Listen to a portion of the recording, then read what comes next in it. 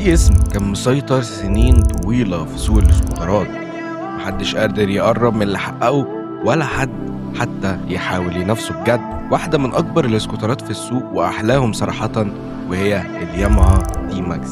لحد ما في شركة تايوانية قررت تعمل حاجة غريبة جدا، تبني سكوتر عشان يكسر الاحتكار بتاع الدي ماكس، وده كان كيمكو اي كي 550. بس القصة هنا مش مجرد موديل واحد، دي قصة مشروع كامل اتطور جيل ورا جيل. وانا اسلام، وانا هنا علشان احكي لك النهارده قصه السكوتر كامل من اول الفكره لحد ازاي وصل انه يبقى منافس حقيقي للتي ماكس. لو بتحب النوع ده من الفيديوهات اشترك في القناه واعمل لايك وصلي على النبي، وخلينا نرجع لنقطه البدايه. قبل ما يظهر الكيمكو اي كي 550 القصه بدات من مكان مختلف تماما. شركة كيمكو ما كانتش ضعيفة، لكن ما كانتش في نفس الوقت شركة مين ستريم أو ما كانتش مشهورة يعني. كيمكو كانت معروفة بسكوترات عملية، جودة محترمة، أسعار كويسة، واعتماد عالي، لكنها مش شركة أحلام. يعني محدش بيقول أنا نفسي أركب كيمكو. وفي نفس الوقت الملك كان واضح في الفئة الأعلى من السكوترات. في الفئة الأعلى ماكس سكوترز كان الأحسن هو التي ماكس. التي ماكس كان أسرع، أشيك، جودته أعلى، وأقرب إنه يكون موتوسيكل رياضي من إنه سكوتر، وبقى هو المعيار اللي أي سكوتر جديد بيتقاس عليه. كيمكو بدأت تفكر بطريقة مختلفة. ليه دايما إحنا الفئة الاقتصادية، وليه ما نبقاش منافسين على القمة؟ وزي ما أنت عارف إن كل حاجة جامدة بدأت بنفس السؤال ده، وده كان سؤال خطر لأن المنافسة هنا مش سهلة. بس كيمكو قررت تعمل حاجة مش متوقعة. مش هتعمل سكوتر اقتصادي جديد ولا تحسين بسيط، هتعمل مشروع كامل من الصفر مخصوص علشان ينافس التي ماكس. المشروع ده اتعمل بطريقة مختلفة تماما عن أي حاجة قبل كده. اشتغلوا بجد وحطوا فيه مجهود وشغل كتير ودام لسنين. تطوير في أوروبا، اختبار على حلبات، مهندسين شغالين بعقلية إن هم عاوزين يعملوا موتوسيكل مش سكوتر. تركيز على الأداء والثبات، يعني لأول مرة كيمكو مش بتعمل وسيلة مواصلات، هي بتعمل حاجة للمتعة. المشروع كان ليه 3 أهداف واضحة: كسر احتكار التي ماكس، تغيير صورة كيمكو عالميا، ودخولها لفئة السكوترات البريميوم. الخلاصة اي كي 550 ما بدأش كموتوسيكل، بدأ تحدي من شركة قررت تطلع من ظل المنافسين وتدخل المواجهة المباشرة مع الكبار. واللي جاي بعد كده كان لحظة الميلاد الحقيقي لأجرى سكوتر عملته كيمكو. 2017 السنة اللي المشروع اللي كان بيتخطط له لسنين طويلة أخيرا شاف النور، وظهر لأول مرة كيمكو اي كي 550. وده ما كانش مجرد سكوتر جديد، ده كان إعلان رسمي إنهم دلوقتي في المنافسة. السكوتر جه بمواصفات كسرت القواعد. أول صدمة كانت في الأرقام: موتور توين 2 سلندر 550 سي سي، بيخرج حوالي 60 حصان، وسرعة بتوصل ل 180 كيلومتر في الساعة. بس الأهم مش الأرقام، الأهم الأرقام دي بتعمل إيه على أرض الواقع. أغلب الاسكوترات معمولة على شاسيه بسيط وبيركز على الراحة، لكن كيمكو اي كي 550 اتعمل بشكل مختلف: شاسيه ألمنيوم منفصل، توزيع وزن رياضي، ثبات أعلى على السرعات، يعني أقرب إنه يكون موتوسيكل رياضي من إنه سكوتر. دي كانت نقطة قلبت المعادلة. بدل ما تستخدم سير زي أغلب الاسكوترات، كيمكو استخدمت جنزير زي بتاع الموتوسيكلات. بس ليه؟ علشان نقل القوة مباشر، وإحساس يكون رياضي، واستجابة في نفس الوقت أسرع. بس في المقابل الجنزير بتاع الموتوسيكلات ده بيكلف كيمكو حاجات تانية زي صيانة أكتر وتكاليف صيانة أغلى وصوت كمان أعلى. قرار واضح إنه معمول للأداء مش علشان الراحة. كيمكو كمان ما لعبتش على السرعة بس، لعبت على التكنولوجيا كمان. رايدنج مودز، تختار بينهم اللي يعجبك ما بين هادي أو عنيف. تراكشن كنترول، علشان السكوتر يعرف يتحكم لو حبيت تتغاشم. واكيد طبعا ABS. كمان جابوا حاجه كانت متطوره شويه وقتها، واللي هي الكيلس انتري او الكيلس سيستم، تشغيل السكوتر من غير مفتاح. شاشه كبيره وشكلها حلو كمان. وفي 2017 ده كان مستوى عالي جدا من التكنولوجيا في الفئه دي من السكوترات. اول ما نزل الناس بدات فورا انها تقارنه بالياماها تي ماكس، وده في حد ذاته كان انجاز، لانك لما تتقارن بالاحسن في الفئه من اول مره انت تبقى موجود فيها، يبقى انت اكيد عملت حاجه كويسه، ويعتبر إن أنت دخلت اللعبة رسمي. اللي سووا السكوتر أول مرة قالوا حاجة مهمة: السكوتر فعلا مميز وفيه شخصية، سحب قوي وثبات عالي، إحساس رياضي، والتحكم أحسن من المتوقع. لكن المنافسة كانت لسه صعبة. ناس كتير قالت إنه كسب وناس تانية قالت إنه قرّب إن هو يكسب، ومن هنا بدأ التطوير الحقيقي. بعد ما الAK 550 أثبت إن كيمكو تقدر تدخل المنافسة، جه وقت التطوير أو جه وقت كمان الخطوة الأهم، هل تقدر تبقى premium بجد؟ في 2021 الإجابة نزلت على أرض الواقع باسم كيمكو AK 550 premium. الجيل الأول كان بيقول إحنا موجودين، لكن الجيل التاني كان بيقول إحنا بقينا خطر كمان على المنافسة. التركيز هنا ما كانش بس على الأداء، لكن على التجربة كاملة، الfull package اللي أنت بتاخده لمّا بتشتري السكوتر. راحة وذكاء وسرعة طبعًا وإحساس الفخامة متغلفين بطريقة شيك.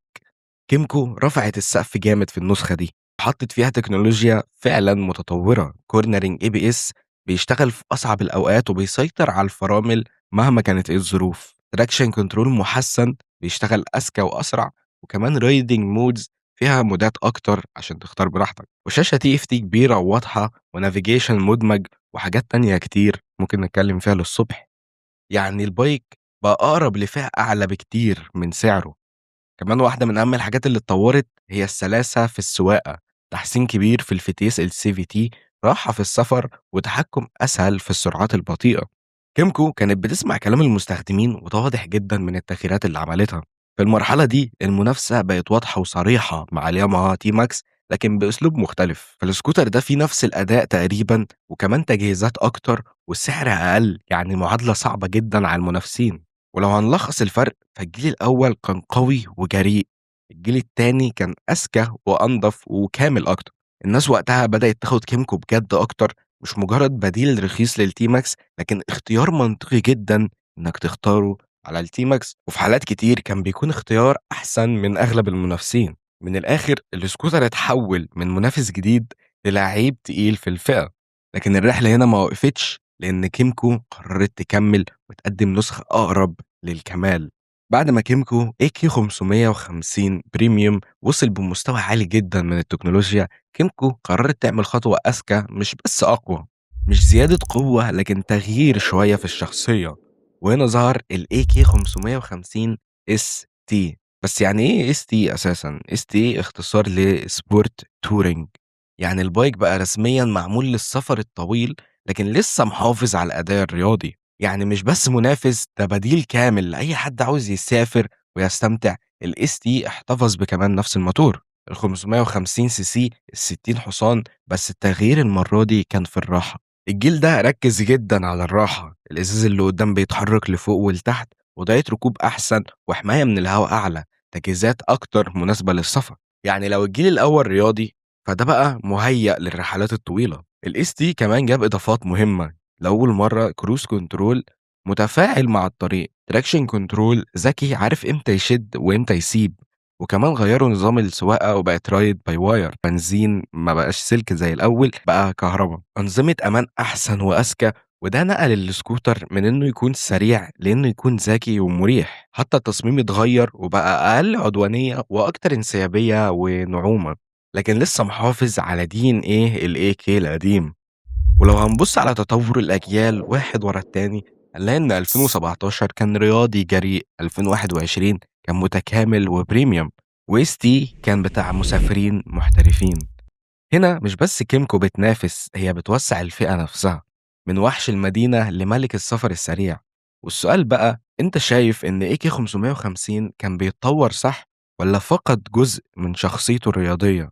وهل اصلا يقدر ينافس التي ماكس ولا لأ؟ وده اللي هنجاوب عليه دلوقتي. السؤال ده هو قلب القصة كلها. هل فعلا كيمكو AK 550 قدر يهز عرش ياماها تي ماكس ولا لأ؟